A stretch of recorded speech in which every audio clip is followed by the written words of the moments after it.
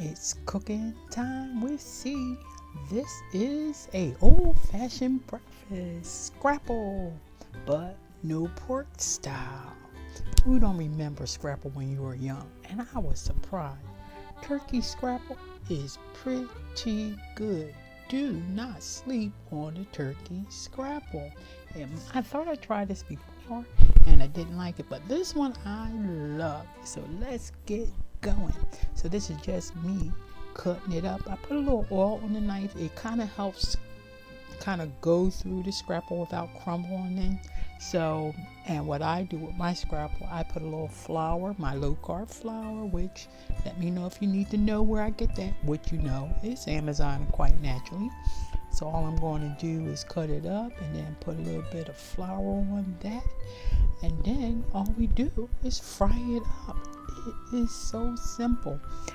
I just felt like an old-fashioned breakfast. And when I saw turkey scrapple, I'm like, let's see if I can do this with, you have some scrapple without having pork. And I was totally surprised. I made a great sandwich with this.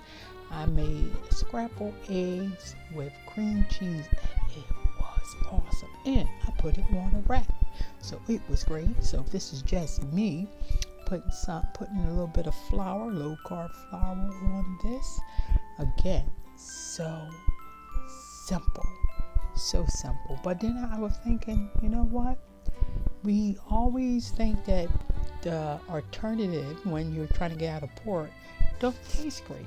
It actually tasted pretty good. Frying it up wasn't that much different either. When you're frying scrapple, you cannot move it until it gets a nice crust on it. If you try to move it, it will fall apart on you. So I'm waiting till it gets a nice brown crust on one side, and all I do is flip it. And after you flip it, it is done. That is it. I'm telling you, it only took a couple minutes to get these done.